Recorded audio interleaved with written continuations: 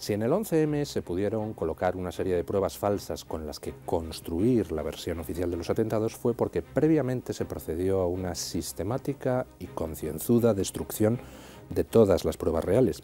En cualquier crimen, lo que se hace es partir del escenario del crimen para llegar a los culpables.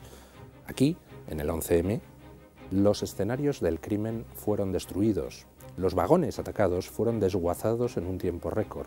Las muestras recogidas en los vagones desaparecieron. Las actas de recogida de esas muestras no están. Los análisis de esas muestras fueron escamoteados. No quedó nada porque había que construir una versión oficial, y para poder construir esa versión oficial, primero había que destruir todo aquello que pudiera llevar a la explicación real de lo que pasó el 11M. Después de los atentados del 11M, los restos de los trenes fueron desguazados y achatarrados, en lugar de conservarlos como prueba de cara al juicio, como exige la Ley de Enjuiciamiento Criminal. Sin embargo, el análisis detallado de la documentación aportada por Renfe y de las hojas de características de los propios vagones revela que, además, durante el proceso de achatarramiento y desguace desaparecieron más de 90 toneladas de material, cuyo destino se desconoce. Nada de todo eso fue entregado a los peritos encargados de determinar durante el juicio del 11M los explosivos utilizados durante la masacre. De los focos de explosión de 4 trenes y de los cientos de miles de fragmentos que pudieron haberse utilizado para determinar qué explosivo se utilizó en los atentados, no quedó prácticamente nada. Todo el material de algunos vagones fue reducido, en algunos casos, a un clavo oxidado. Cabe preguntarse dónde están todos los otros restos recogidos en ese foco o en los demás, y de los cuales nunca se llegó a adjuntar un listado al sumario. No solo desaparecieron las muestras recogidas en los trenes, tampoco las actas de recogida de esas muestras fueron adjuntadas al sumario, ni tampoco aparecen evidencias fotográficas con que esa recogida pudiera haberse realizado. Esas muestras hubieran debido enviarse al laboratorio de la Policía Científica, que cuenta con costosísimos equipos para determinar los componentes químicos encontrados en los focos de explosión, pero no se enviaron.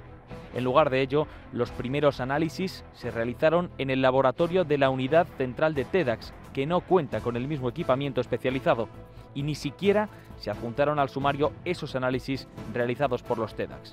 En su lugar, al juez simplemente se le envió un informe genérico en el que ni siquiera se individualizaban los componentes químicos encontrados.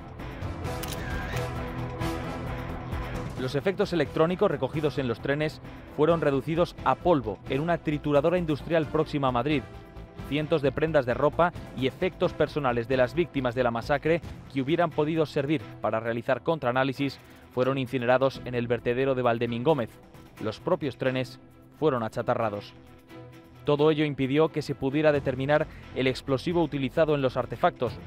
Cuando las acusaciones pidieron en el juicio que se realizasen nuevos análisis, la policía se limitó a entregar un escueto puñado de muestras previamente lavadas con agua y acetona, de cuya procedencia ni siquiera estamos seguros. Aún así, en los análisis periciales realizados durante el juicio, aparecieron componentes químicos que no forman parte de la goma Doseco, el explosivo que la versión oficial dice que se utilizó en los atentados. Y pese a todo este despropósito, el tribunal del 11M dio por buena la explicación oficial y dictaminó que en los trenes de la masacre había estallado goma Doseco. Pero la labor de destrucción de pruebas no fue perfecta. En realidad, uno de los vagones atacados el 11M sobrevivió a esa destrucción. Y este medio, Libertad Digital, lo encontró, pasados los años, en un cobertizo de una empresa subcontratista de Renfe, donde había permanecido arrumbado. Ese hecho fue comunicado a la opinión pública, pero la Fiscalía General del Estado y el Gobierno del Partido Popular, en lugar de utilizar aquella prueba que había aparecido para instar la reapertura de las investigaciones, permitió que también ese vagón terminara siendo achatarrado. De los trenes desapareció prácticamente todo, o al menos eso es lo que se trasladó a la opinión pública. Los análisis químicos de los explosivos para determinar el arma del crimen se hicieron con apenas esos pequeños fragmentos. Sin embargo, 8 años después del 11M, La investigación realizada por Libertad Digital descubrió otros restos, unos restos del atentado ocultados en el sumario y por supuesto también en el juicio. Se trataba del foco de explosión correspondiente al tren de Santa Eugenia. Dichos restos, descubiertos por Libertad Digital, estaban escondidos en un cobertizo de la empresa Tafesa, en Villaverde. La dirección de la empresa confirmó que la policía, Renfe y probablemente el juez del Olmo, el instructor del 11M, sí que conocían la existencia de esas pruebas.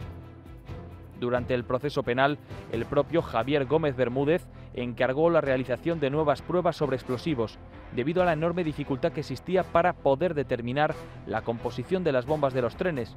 Sin embargo, los peritos nunca tuvieron noticia de la existencia de ese vagón, que esperó un análisis que pudo haberse realizado y que nunca llegó.